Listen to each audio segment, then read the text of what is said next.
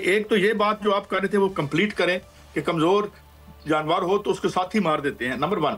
Number two, जल साहब, इसमें जाहिर है हम न्यूक्लियर आर्म्ड हैं और हमको इस तरह की ये रिस्पॉन्सिबिलिटी नहीं दिखाना चाहते। ये जंग क्या तवील भी हो सकती है और खुदा ना खास्ता जो सबसे बड़ा बदतरीन यानी फियर है एटॉमिक वार का। तो इन दोनों तीनों डायमेंशन के हवाले से जरा हमें हमें गाइड कीजिएगा जनरल साहब। कि एक तो पाकिस्तानी को बड़ा क्लियर होना चाहिए कि कोई बड़ी ताकत जब वो हमें नसीहत करती है जस्टिन, तो बात क्या कर रही है। बात जहाँ तक ताल्लुक है अमेरिका का, बरतानी का, फ्रांस का, वो फुली बैक कर रहे हैं भारत को। अदरवाइज भारत की इतनी जरूरत ना होती कोई इंटरनेशनल बॉर्डर को क्रॉस करता। तीसरी बात देखिए, कमजोरी की जब मैं बात करता हूँ, आपके पास ताकत नहीं है, कोई आपको अमन भीख में नहीं देगा इसको। तो पाकिस्तान चाहता है कि इस खित्ते में अमन से रहे और खित्ते को पुरअमन रखे।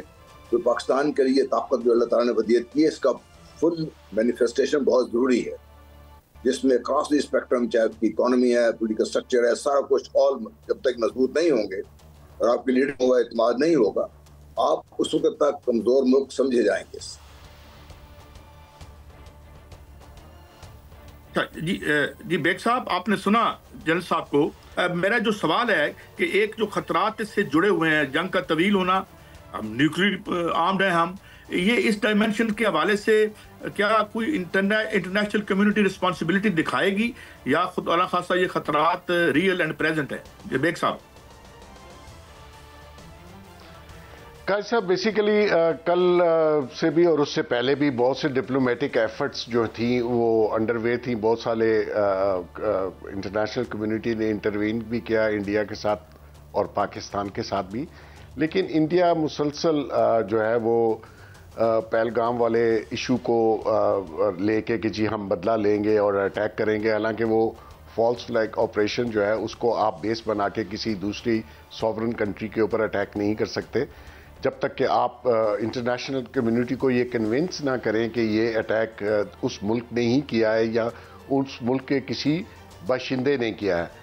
तो ये इनके पास ना तो इन्होंने कोई इन्वेस्टिगेट किया, पहले ही दिन फौरी तौर पर पाकिस्तान पे इल्ज़ाम लगा दिया और उसको बेस बना के पूरी इंटरनेशनल कम्युनिटी को ये बावर करवाने की कोशिश की कि जी हमारे पास बस हमें पता है इन्होंने किया। तो ऐसे में डिप्लोमेटिक एफर्ट्स जो थी उसको नहीं माना। अब कल जब अटैक हुआ तो नेचुरली पूरी जो इंटरनेशनल कम्युनिटी है उन्होंने इंडिया को ही एग्रेशन दिखाने पे मुज़ाहमत भी की, पाकिस्तान के साथ भी बात की।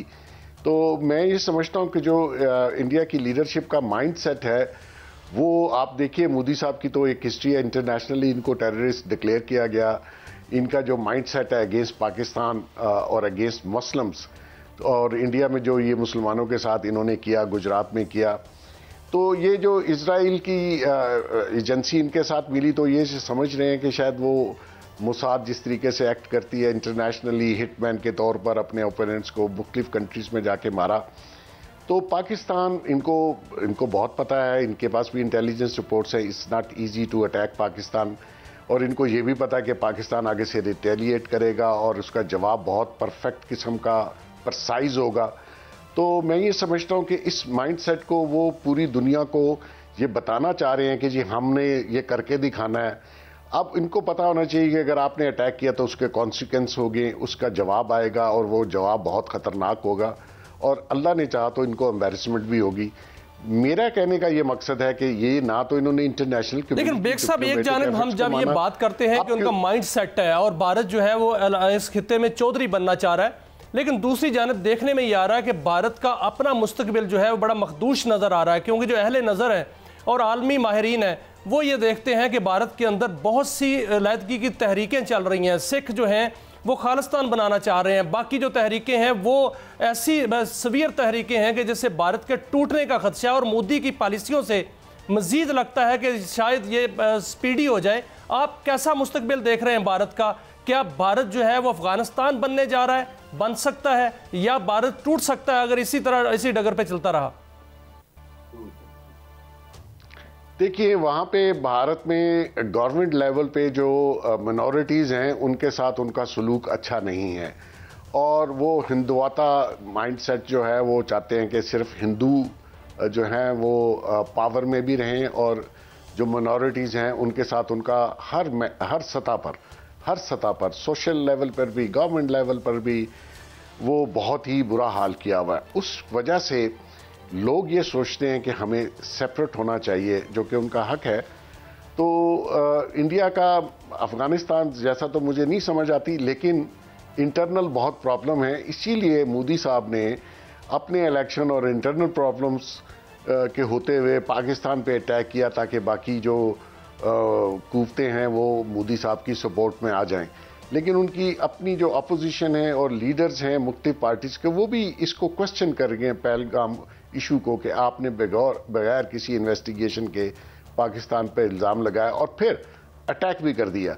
तो मैं ये समझता हूँ कि आने वाले दिनों में ये जो माइंड सेट है ये इंडिया में फ्लॉप होगा, रिजेक्ट होगा, जो कि होना शुरू हो गया है। मोदी साहब को पता है कि वो नेक्स्ट इलेक्शन नहीं जीत पाएंगे।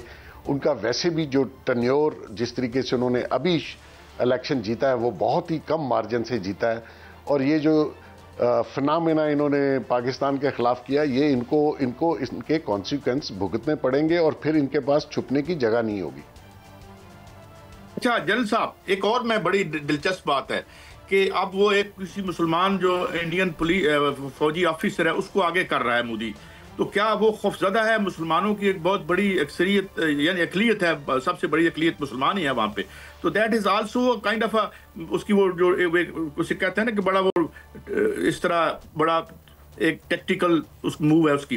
और ये है भी इलेक्शन, उसके लिए बिहार में इलेक्शन आ रहा है जहाँ पे वो उसको हारने का खतरा है, तो ये भी मुसलमानों को अपीज करने की कोशिश कर रहे हैं अपने मुल्क में। जनरल साहब, उन्होंने चंद एक सर्टन लेवल पे चंद मुसलमानों को अपने साथ मिला के रखा हुआ है, उसके बारे में बात फिर करेंगे कि कैसे मिलाया हुआ उन्होंने साथ उसके।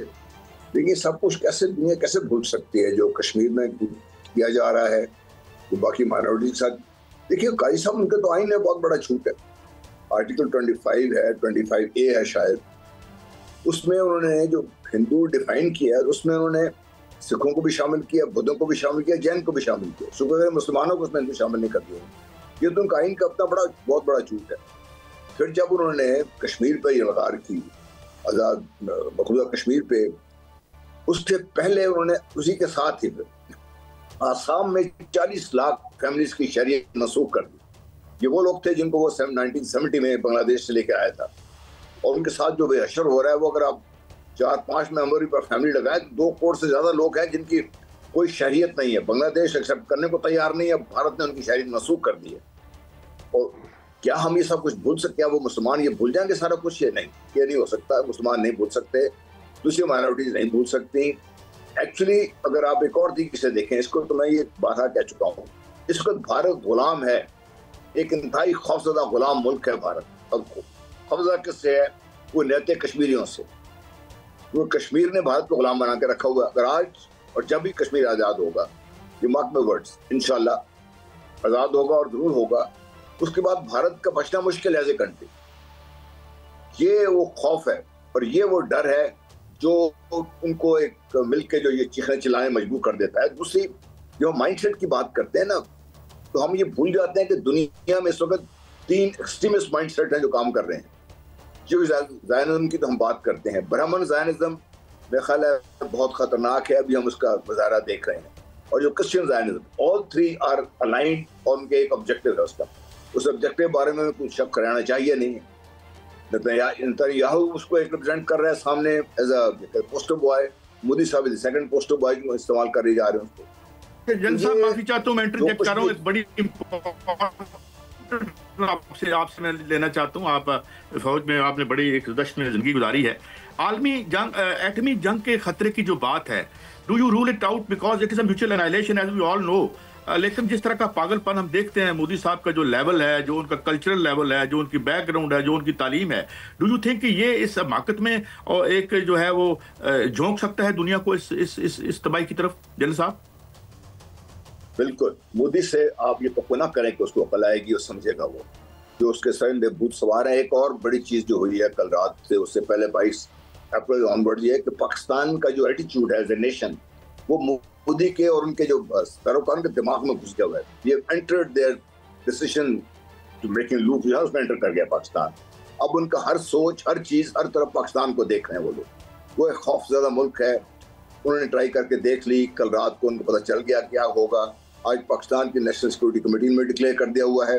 But having said that, let me tell you कि हम जब ये बात करते हैं न्यूक्लियर फोर्सेस की, हम भूल जाते हैं कि पाकिस्तान की अल्लाह ताला के फजल करम से कन्वेंशनल कैपेबिलिटी कितनी मजबूत है। उसने सिर्फ एक मुजाहरा देखा है रात को आपने उसका। पाकिस्तान की कन्वेंशनल जो एबिलिटी है, चाहे वो नेवी है, एयरफोर्स है, पाकिस्तान की लैंड फोर्सेज है, they have continuously evolved into a very well net fighting machine. Pakistan के खुदा न खास्ता अगर किसी तरफ को मसला बनता है तो ये हमारी कन्वेंशनल फोर्सेज ने अभी तक तो बड़ा बेफिटिंग जवाब दिया है, आइंदा भी ऐसा होगा इससे। इसलिए by the time it reaches the nuclear stage, उस वक्त तक फिर जो पुतिन की बात थी कि उसने कहा कि मैंने सोचा कि अगर ये न्यूक्लियर जंग छिड़ेगी तो दुनिया तबाह हो जाएगी। फिर मैंने सोचा ऐसी दुनिया का मैंने क्या करना है जिसमें रूस ना हो। तो फिर हमने ऐसे दुनिया का क्या करना है जहाँ पाकिस्तान ना हो, खुदा खास्ता पाकिस्तान की सालमियत खतरा होगा, तो फिर तो कोई शक व शुबे गुंजाइश नहीं जानी चाहिए। साहब आपने बड़ी पते की बात। साहब मेरा सवाल आपसे होगा कि जो एक्ट ऑफ वार है, कल जो भारत ने एक्ट ऑफ वार किया, मियां साहब मैं एक ब्रेक की तरफ जा रहा हूं। एक्ट ऑफ वार किया भारत ने, उसका तो हमने जवाब दिया और बड़ा भरपूर जवाब दिया। मियां साहब आप मुझे सुन पा रहे हैं? मियां साहब मैं एक ब्रेक की तरफ जा रहा हूं और एक बड़ी हमारे पास मीनिंगफुल रिपोर्ट है जो हमारे इमरान याकूब साहब ने तैयार की है। बावलपुर में जाके जहाँ शहरियों के गले काटे, इनोसेंट लोगों को जो है निशाना बनाया, क्या हुआ वहां पे, ये हमारे साथ रहिए। इस ब्रेक के बाद हम आपको वो रिपोर्ट दिखाएंगे। और मैं मेहमानों का बहुत शुक्रिया अदा करता हूं। जल साहब आपका, जनाब बेग साहब, thank you very much for your precious time.